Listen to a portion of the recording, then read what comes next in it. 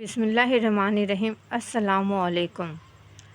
جیسے اس کے اندر ہمت کی ایک لہر بیدار ہوتی جا رہی تھی، وہ ہمت کر کے بولی، تت تم کون ہو؟ ہم تمہارے خادم، تمہارے غلام، ہمیں حکم دو، ہم کیا کریں؟ ہم تمہارے لیے سب کچھ کر سکتے ہیں عشیرہ، ہمیں حکم دو۔ مگر تم تو پرندے ہو، وہ معصومیت سے بولی۔ ہم کیا ہیں اس کا اندازہ تمہیں ابھی نہیں ہو سکے گا عشیرہ، ہمیں ہمارے مالک نے بھیجا ہے۔ مالک؟ وہ کون؟ افسوس، ہمیں یہ بتانے کی اجازت نہیں ہے، جواب ملا۔ مگر میری بات تو سنو، ہمیں حکم دیں عشیرہ، ہم آپ کے لیے کیا کریں؟ دیکھو، میں ڈر رہی ہوں، مجھے ڈر لگ رہا ہے، میرے بدن نے پسینہ چھوڑ دیا ہے، میں بے ہوش ہو جاؤں گی۔ نہیں، آپ ہم سے بالکل خوف نہ کھائیں، غلاموں سے خوف نہیں کھایا جاتا۔ مگر تم میرے غلام کہاں سے ہو گئے، یہ بتانے کی ہمیں اجازت نہیں ہے۔ وقت آنے پر آپ کو سب کچھ معلوم ہو جائے گا۔ اور وہ وقت کب آئے گا؟ بہت جلد، بہت جلد، جب ہمارے آقا کا حکم ہوگا۔ میری بات سنو، میری بات تو سنو عشیرہ، آپ ہمیں اجازت دیجیے کہ جو لوگ آپ کے ساتھ برا سلوک کرتے ہیں ہم ان کے ساتھ برا سلوک کریں۔ میں صرف ایک بات جاننا چاہتی ہوں، میں نہ بیوقوف ہوں نہ خوابوں میں رہنے والی۔ یہ سب کچھ جو میں سن رہی ہوں، جو کچھ میں دیکھ رہی ہوں، خواب ہے کہ حقیقت؟ یہ حقیقت ہے۔ آپ کے برے دن گزر گئے، اب کوئی آپ کو آنکھ نہیں دکھا سکے گا۔ ہم آپ کے خدمتگار ہیں، ہم آپ کی خدمت کے لیے ہر لمحہ حاضر ہیں۔ عشیرہ خشک ہونٹوں پر زبان پھیرنے لگی۔ عجیب و غریب پرندے ایک کارنس پر بیٹھے گئے اور اس طرح گردن جھکائے ہوئے تھے جیسے واقعی وہ اس کے غلام ہوں۔ کبھی کبھی عشیرہ کے ہونٹوں پر ایک مسکراہٹ سی چمک اٹھتی تھی اور وہ سوچتی تھی کہ اگر یہ کوئی خواب ہے تو واقعی اس سے انوکھا خواب اور کوئی نہیں ہو سکتا۔ وہ خوابناک آنکھوں سے انہیں دیکھتی رہی اور پرندے اسی طرح بیٹھے رہے۔ پھر ان میں سے ایک پرندے نے کہا، ہمیں کوئی کام بتائیے، آپ کا کوئی بھی کام کر کے ہمیں خوشی ہوگی۔ عشیرہ ہنسنے لگی، پھر اس نے کہا، بھلا میں تمہیں کیا کام بتاؤں؟ تم کیا کام کر سکتے ہو؟ وہ سارے کام جن کی آپ کو ضرورت ہو، آپ بے دھڑک ہمیں اپنے کام بتا دیا کریں۔ ننھے ننھے سے پرندے، بے شک تمہاری شکلیں انسانوں جیسی ہیں، لیکن تمہارے ہاتھ پاؤں تو انسانوں جیسے نہیں ہیں۔ ان ننھے ننھے ہاتھ پیروں سے بھلا تم کیا کر سکو گے؟ وہ سب کچھ جس کا حکم آپ ہمیں دیں گی۔ چلو ٹھیک ہے، جب مجھے کوئی کام ہوگا تو میں تمہیں بتا دوں گی۔ عشیرہ نہ جانے کیوں کچھ بے خوف سی ہو گئی تھی۔ شاید اب اسے یقین ہو گیا ہوگا کہ وہ کوئی بہت ہی دلچسپ خواب دیکھ رہی ہے، ایک ایسا خواب جو جاگتی آنکھوں سے بھی دیکھا جا سکتا ہے۔ وہ ان پرندوں کو دیکھتی رہی اور پرندے اپنی جگہ تبدیل کرتے رہے۔ پھر ان میں سے ایک نے کہا، ہم حاضر ہوتے رہیں گے، اگر آپ ہم سے خوف کھاتی رہیں تو آپ کو تکلیف ہوگی۔ آپ دل سے خوف نکال دیں، ہمارے جانے کے بعد آپ کو نیند نہیں آئے گی اور آپ یقیناً ہمارے بارے میں سوچتی رہیں گی، اس لیے آپ یہ شربت پی لیں، آپ کو پرسکون نیند آ جائے گی۔ ان میں سے ایک نے ہاتھ بڑھایا اور عشیرہ نے اس کے ہاتھ میں ایک خوبصورت بلوری گلاس دیکھا جس میں ہلکے گلابی رنگ کا کوئی شربت تھا۔ عشیرہ حیران ضرور تھی، لیکن نہ جانے کیوں اس کا ہاتھ گلاس کی جانب بڑھ گیا۔ دودھ جیسے گاڑھے شربت سے نفیس خوشبو اٹھ رہی تھی، نہ جانے وہ کیا تھا۔ اس نے ان تینوں کو دیکھا اور گلاس ان کے ہاتھ سے لے کر منہ سے لگا لیا، پھر گلاس اسی وقت ہٹا جب شربت ختم ہو گیا۔ اتنا خوش ذائقہ شربت اس سے قبل اس نے کبھی نہیں پیا تھا۔ ایک لمحے میں اسے ایسا محسوس ہوا جیسے اس کا جسم پھول کی طرح ہلکا ہو گیا ہو، پورے بدن میں ایک خوشگواری کیفیت پیدا ہو گئی تھی۔ اور پھر اچانک اس کی آنکھیں بوجھل ہونے لگیں، وہ آنکھوں کو بھیج کر سر جھٹکنے لگی، لیکن نیند اس طرح ٹوٹی کہ فوراً ہی تکیے پر سر رکھ کر گہری نیند سو گئی۔ اور پھر صبح کو جب اس کی آنکھ کھلی تو دھوپ کا ایک دھبا اس کی مسیری کے سامنے دیوار پر موجود تھا۔ یہ دھبا ٹھیک 7:45 بجے یہاں تک پہنچتا تھا۔ اچانک اس کے ذہن پر ایک ضرب سی لگی، 7:45 بج گئے، آ گئی موت۔ اس نے بدحواسی سے سوچا۔ ٹھیک 8 بجے گھر کے تمام افراد ناشتے کی میز پر ہوتے تھے۔ اور انہیں ناشتہ دے دینا اس کی ذمہ داری ہوتی تھی۔ گویا صرف 15 منٹ باقی ہیں۔ اس کے ہاتھ پاؤں پھول گئے۔ آج ضرور موت آ جائے گی۔ ناشتہ نہیں ملا تو وہ سب کے سب اسے کھا جائیں گے۔ صرف ایک لمحے یہ سوچ ذہن پر رہی اور اس کے بعد وہ بجلی کی طرح مسیری سے اڑ گئی، اور اس کے جسم پر وہی کپڑے تھے جو اس نے رات کو تبدیل کیے تھے۔ اس وقت یہ کپڑے بھی اس کے لیے وہاں جان بن گئے۔ انہیں اتارنے میں بھی 2-3 منٹ خرچ ہو جائیں گے، اور اگر انہوں نے اسے ان کپڑوں میں دیکھ لیا تو مزید مصیبت آ جائے گی۔ میرے اللہ، مشکل آسان کر۔ اس کے حلق سے روندی ہوئی آواز نکلی۔ کپڑے بدلنا ضروری تھا، ورنہ ہزاروں سوال کیے جاتے، پوچھا جاتا کہ بی بی رات کو تیار ہو کر کہاں گئی تھی، خاص طور سے مشیرہ بیگم، جو اس کے لیے بہت بڑا عذاب تھیں، اور یوں لگتا تھا جیسے ان کی ڈیوٹی صرف اس پر لگی ہو۔ ایک ایک بات پر نکتہ چینی، کپڑے بدلنے کے سوا اور کوئی چارہ کار نہیں تھا۔ اس نے بڑی پھرتی سے کپڑے بدلے، منہ پر الٹے سیدھے چھینٹے مارے، بالوں کو بھی نہیں سنوارا، اور باورچی خانے کی طرف چوروں کی طرح دوڑی کہ کوئی اسے راستے میں نہ دیکھ لے۔ مشیرہ خالہ کی لانتن اس کے کانوں میں گونج رہی تھی۔ وہ کہہ رہی تھی، گھوڑی ہو رہی ہے، دیوانی ہو گئی ہے، کیسی مست نیند سوتی ہے، کمبخت سو گئی ہوگی، ذرا دیکھو طاہرہ، اس کا کوئی حل نکالو، یہ ہاتھوں سے نکلی جاتی ہے۔ اسی طرح کی بے شمار باتیں ہانپتے کانپتے دل سے وہ باورچی خانے میں داخل ہو گئی۔ اسے تو کوئی بہانہ بھی نہیں سوجھ رہا تھا، کیونکہ جھوٹ بولنے کی عادت نہیں تھی۔ دروازے سے اندر قدم رکھا تو اچانک ہی دل پر ایک گھونسا سا پڑا۔ پاؤں اپنی جگہ جم کر رہ گئے، ہاتھ پاؤں کچھ اور پھول گئے۔ نہ جانے ناشتہ کس نے تیار کیا تھا۔ تمام ناشتہ تیار تھا، چائے کا پانی کیتلی میں کھول رہا تھا، ہر چیز کرینے سے لگی تھی۔ یا خدا، کیا گھر والوں نے اسے سوتے ہوئے دیکھ لیا ہے؟ کسی اور نے ناشتہ تیار کیا ہے؟ اگر یہ بات ہے تو پھر آج سارے بال نوچ لیے جائیں گے۔ یہ سب کچھ کس نے کر ڈالا؟ ویسے گھر میں نظم و نثر کو تو یہ سلیقہ نہیں تھا، کتنی نفاست سے پورا باورچی خانہ سنبھال لیں۔ انہیں تو اگر یہ کام سونپا جاتا تو پورا دل لگا کر بھی یہ سب کچھ نہیں کر سکتی تھیں۔ کیا ہوا؟ کیا ہوا؟ کس نے کیا؟ اب پیچھے سے کوئی آئے گا، اس کی چوٹی پکڑی جائے گی اور اسے لات مار کر باورچی خانے سے نکال دیا جائے گا۔ جب نیند ہی تجھ پر ٹوٹ پڑی ہے تو پھر یہ سب کچھ کرنے کی کیا ضرورت ہے؟ بھول جا اس بات کو کہ تو ہی ہمیں کھانے پینے کو دے گی، اس سے پہلے بھی اور کچھ کیا جا سکتا ہے؟ پھر وہ نوکروں کے بارے میں سوچنے لگی۔ کوئی نوکرانی اتنی با سلیقہ نہیں تھی کہ یہ سارے کام کر ڈالتی۔ پھر کس نے یہ سب کچھ کیا ہے؟ بہرحال اب جو کچھ ہوگا دیکھا جائے گا۔ اس نے بھاری بھاری قدم اٹھائے اور چائے کا پانی اتار لیا، اسے دوسری کیتلی میں ڈال کر پتی ڈالی اور سرپوش ڈھک دیا۔ پھر تمام چیزیں اس نے ٹرالی پر سجائیں۔ دل میں ہول اٹھ رہا تھا کہ اب کسی طرف سے کوئی آیا، اس پر بم پھٹا، لیکن کوئی نہیں آیا۔ وہ سہمے سہمے قدموں سے ٹرالی دھکیلتی ہوئی باورچی خانے سے نکل آئی اور ناشتے کے کمرے کی طرف بڑھنے لگی۔ اس کا اندازہ ایسا ہی تھا جیسے مجرم پھانسی کے تختے کی جانب لے جایا جاتا ہے۔ ناشتے کے کمرے میں حسب معمول سب موجود تھے۔ وہ نظریں اٹھائے کانپتے ہوئے دل کے ساتھ میز کے قریب پہنچی۔ سب خاموش تھے، جیسے کوئی بہت ہی اہم بات ہو گئی ہو۔ اس نے ناشتہ میز پر لگایا، بدن تھا کہ تھر تھر کانپ رہا تھا، ہاتھوں میں رعشہ پیدا ہو رہا تھا۔ آخر کانپتے ہاتھوں سے اس نے ناشتہ سرو کیا۔ کسی نے کچھ نہیں کہا اور ناشتے میں مصروف ہو گئے۔ اب اس کے اندر حیرت جاگ رہی تھی۔ اس نے نظریں اٹھا کر ان سب کے چہروں کو دیکھا۔ کیا وہ سب پاگل ہو گئے ہیں؟ اگر نہیں تو انہوں نے اس ناشتے کے بارے میں اس سے کچھ پوچھا کیوں نہیں؟ اسے برا بھلا کیوں نہیں کہا؟ لیکن ان میں سے کسی کے چہرے پر ایسے آثار نہیں تھے۔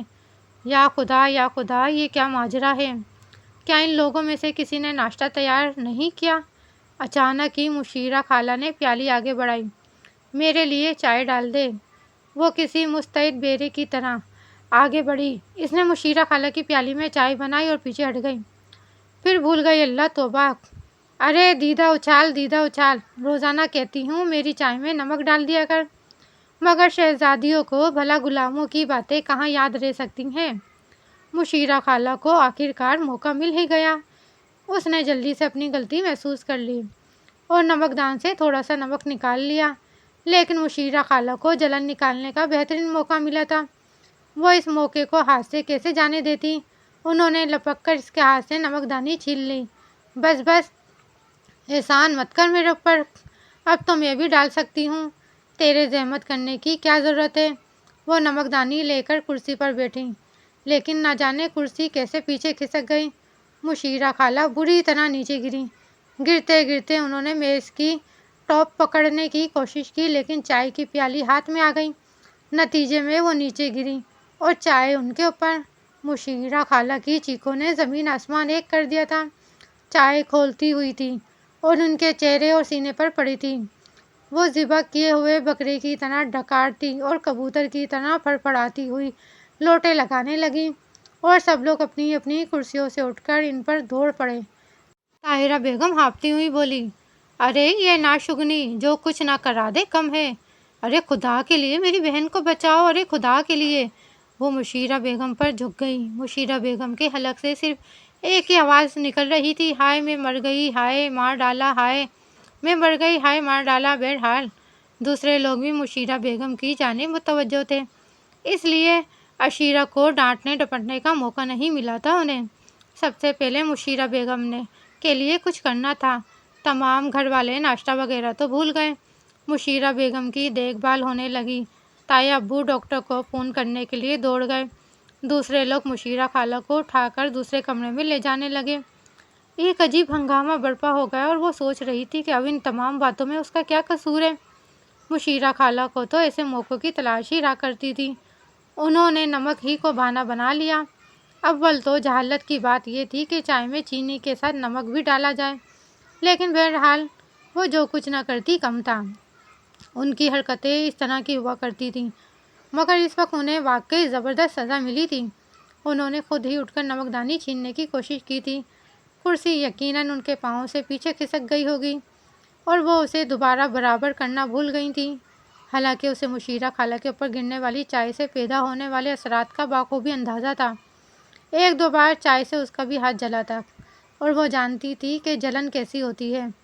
چنانچہ اسے افسوس بھی تھا، لیکن مشیرہ خالہ نے جس طرح چیخم دھاڑ مچائی تھی اس پر اسے ایک دم ہنسی آ گئی۔ شکر تھا کہ اس وقت سارے لوگ کمرے سے باہر نکل گئے تھے، ورنہ یہ ہنسی بھی اس کے لیے عذاب بن جاتی۔ البتہ دل میں اس نے سوچا، غصے کا انجام برا ہی ہوتا ہے۔ ابھی وہ یہ سوچ کر پلٹی ہی تھی کہ اس کے کان کے قریب مکھی جیسی بھنبھناہٹ ابھری، آپ کے ساتھ برا سلوک کرنے والوں کا یہی انجام ہوگا عشیرہ۔ جو بھی آپ کے ساتھ برا سلوک کرے گا ہم اس کا برا حشر کر دیں گے۔ بڑے صاف ستھرے الفاظ تھے، آواز باریک سی تھی، لیکن الفاظ پوری طرح سمجھ میں آ رہے تھے۔ وہ پھر خوف سے اچھل پڑی۔ یہ الفاظ سماعت کا وہمہ نہیں تھے اور انہیں اچھی طرح محسوس کیا جا سکتا تھا۔ اسے وہ خوفناک لمبے دانتوں والا چمگادڑ نما مخلوق یاد آ گئی اور اس نے گھبرائے ہوئے انداز میں چاروں طرف دیکھا۔ وہ معصوم اور سیدھی سادی ضرور تھی، لیکن پے در پے واقعات کو نظر انداز نہیں کر سکتی تھی۔ تمام واقعات ایک ہی سلسلے کی کڑی معلوم ہوتے تھے۔ اس کا مقصد ہے کہ کوئی پراسرار قوت اس کی مدد کر رہی ہے، لیکن کون، آخر کون؟ اس کا ذہن یہ گتھی حل نہیں کر پا رہا تھا۔ پتہ نہیں کیا ہو رہا ہے، کس کی نظر عنایت اس پر ہو گئی ہے۔ بہت کچھ سوچتی لیکن سمجھ میں کچھ نہیں آتا تھا۔ املی کے درخت کے نیچے سے ملنے والا پتھر، وہ پراسرار آواز، رات کو نظر آنے والی وہ خواب نما سچائی، شربت، اور پھر صبح کو ناشتے کی تیاری، یہ سب کیا ہے؟ اس کا دل لرز رہا تھا، لیکن دل ہی کے کسی گوشے میں ایک خوشی سی پھوٹ رہی تھی۔ وہ کون ہے جو اس کا اتنا ہمدرد ہے اور وہ نگاہوں کے سامنے کیوں نہیں آتا؟ وہ دلکش آواز جسے اس نے شاہ غازی کے مزار پر سنا تھا اور جو اس کے بعد بھی اسے سنائی دی تھی، وہم نہیں تھا، سچائی تھی۔ بہت دیر تک وہ ناشتے کی میز کے پاس کھڑی سوچتی رہی۔ پھر کچھ ہی لمحوں کے بعد طاہرہ بیگم اندر داخل ہوئیں۔ ان کا موڈ بری طرح خراب تھا۔ کہنے لگی، اب یہاں کھڑی شوق کیوں منا رہی ہو؟ جا خوشی سے ناچ گا، عیش کر، تیری تو دلی مراد پوری ہوئی ہے۔ ہمیں کوئی تکلیف ہوتی ہے تو تجھے۔ ابھی ان کا جملہ پورا نہیں ہوا تھا کہ بری طرح اچھل پڑی اور پھر مسلسل اچھلنے لگیں۔ اس کے ساتھ ہی ان کے منہ سے ارے ارے ارے نکل رہا تھا۔ اچھے خاصے بھاری بدن کی مالک تھیں اور اتنے وزن کے ساتھ اچھلنا ایک مشکل کام تھا، لیکن اس وقت وہ اس طرح اچھل رہی تھیں جیسے پیروں کے نیچے اسپرنگ لگ گئے ہوں۔ ساتھ ہی ان کے منہ سے ارے ارے کی آوازیں نکل رہی تھیں۔ پھر انہوں نے انتہائی غصیلے لہجے میں کہا، ارے کمبخت، دیکھ تو صحیح میری قمیض میں کیا گھس گیا ہے۔ تب عشیرہ کو معلوم ہوا کہ ان کے اچھلنے کی وجہ کیا ہے۔ اس نے مشکل تمام طاہرہ بیگم کے بدن میں پھنسی ہوئی قمیض کو اٹھایا تو اس سے ایک چھپکلی نکل کر فرش پر دوڑنے لگی۔ طاہرہ بیگم چھپکلی سے تو بے پناہ ڈرتی تھی، ان کی چیخیں بھی کسی طرح مشیرہ بیگم سے کم نہیں تھیں۔ یہ تصور ان کے لیے اتنا انتہائی بھیانک تھا کہ ان کے بدن پہ چھپکلی رینگتی پھر رہی تھی۔ ان کی چیخیں بھی باہر سن لی گئیں۔ ابھی خالہ مشیرہ ہی کی تیمارداری ہو رہی تھی کہ سب لوگ ان کو چھوڑ کر ناشتے کے کمرے کی طرف دوڑ پڑے، جہاں سے طاہرہ بیگم کی آوازیں ابھر رہی تھیں۔ طاہرہ بیگم اب بھی چیخے جا رہی تھی۔ ارے کیا ہوا، کیا ہو گیا؟ معظم علی نے گھبرائے ہوئے لہجے میں پوچھا۔ طاہرہ بیگم پسینے میں شرابور ہو رہی تھی، اکھڑے ہوئے سانس کے ساتھ بولی، بچ گئی، آج اللہ نے بچا ہی لیا، چھپکلی چڑھ گئی تھی کمر پر، اللہ اس بچی کو خوش رکھے، جان جوکھوں میں ڈال کر چھپکلی نکال دی، ورنہ نہ جانے کیا حشر ہوتا میرا، ہائے۔ طاہرہ بیگم مختصر الفاظ میں ہانپتے ہوئے بولی، لیکن شاید زندگی میں پہلی بار ان کے منہ سے عشیرہ کے لیے کچھ اچھے الفاظ نکلے تھے۔ اصل میں چھپکلی کو ان کی کمر سے ہٹا دینا، اور وہ بھی بغیر کسی حادثے کے، ان کی دانش میں عشیرہ کا بہت بڑا کارنامہ تھا۔ معظم علی نے ایک گہری سانس لی، چچی کو سنبھالا اور پھر اس کمرے میں لے گئے جہاں مشیرہ بیگم بستر پر نیم مردہ پڑی ہوئی تھی۔ کسی نے ابھی تک عشیرہ کی طرف توجہ نہیں دی تھی، البتہ عشیرہ کے ہونٹوں پر مسکراہٹ ابھر آئی تھی۔ ایک لمحے کے لیے اس کا ذہن اس طرف متوجہ ہوا تھا جب یہ کہا گیا تھا کہ اس کے خلاف اب ایک بھی لفظ برداشت نہیں کیا جائے گا اور الفاظ ادا کرنے والے کو سزا ملے گی۔ نہ جانے اسے کیوں یقین ہو رہا تھا کہ چھپکلی والا واقعہ بھی اتفاقیہ نہیں ہے، یقینی طور پر یہ واقعہ بھی کسی انوکھے ذریعے سے ہوا ہے، کیونکہ اس وقت طاہرہ بیگم بھی اس پر لعن طعن کر رہی تھی۔ اس نے گردن جھٹک دی، کیا ہی عجیب بات ہے، جیسے میرا دماغ خراب ہو گیا ہو، بلا وجہ الٹی سیدھی باتیں سوچنے لگتی ہوں۔ آخر ایسا کون ہو سکتا ہے جو نظر بھی نہ آئے، بات چیت بھی کرے اور اس کے لیے عمل بھی کرے؟ ہاں، وہ بھیانک چمگادڑیں جن کے منہ انسانوں جیسے تھے، اگر ایسا کر رہی ہیں تو تعجب کی بات ہے۔ کیا پرندے بھی انسانوں جیسی شکل رکھتے ہیں یا اختیار کر سکتے ہیں؟ شکلیں ان کی انسانوں جیسی ہی تھی اور بدن چمگادڑوں جیسا۔ اس نے ناشتے کی میز کی طرف دیکھا، مشیرہ خالہ کی مصیبت نے ناشتہ خراب کر دیا تھا، اب پتہ نہیں گھر کے لوگ ناشتہ کریں گے بھی یا نہیں۔ ابھی وہ سوچ ہی رہی تھی کہ نظم اور نثر کمرے میں آ گئیں۔ عشیرہ نے ایک لمحے کے اندر ان کے اندر بھی ہلکی سی تبدیلی محسوس کی تھی۔ انہوں نے کرسیاں گھسیٹیں اور ان پر بیٹھتی ہوئی بولی، تمہیں تو پتہ ہے عشیرہ کہ خالہ مشیرہ سنکی ہیں، چائے میں ذرا سا نمک ڈال دیتی تو سب پر یہ مصیبت نہ آتی، ہمارا ناشتہ بھی خراب کر دیا، بڑی ہائے ہائے کر کے بور کر رہی ہیں، بس غلطی ہو گئی، لیکن زیادہ وقت بھی تو نہیں گزرا تھا، 1 سیکنڈ میں نمک ڈالا جا سکتا تھا۔ عشیرہ نے شرمندگی سے کہا، تم نے ناشتہ کر لیا؟ نظم نے پوچھا، یہ سوال بھی پہلی ہی بار کیا گیا تھا، ابھی نہیں، کر لوں گی، وہ آہستہ سے بولی، کیونکہ وہ ناشتہ باورچی خانے میں ہی کیا کرتی تھی، آج تک کسی نے اسے اس قابل نہیں سمجھا تھا کہ اپنے ساتھ ہی ناشتہ کرا لے۔ آ جاؤ، بیٹھ جاؤ تم بھی، نظم نے کہا اور وہ حیرت سے نظم کو دیکھنے لگی۔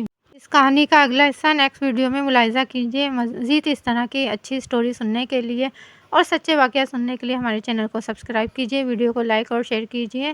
اللہ حافظ۔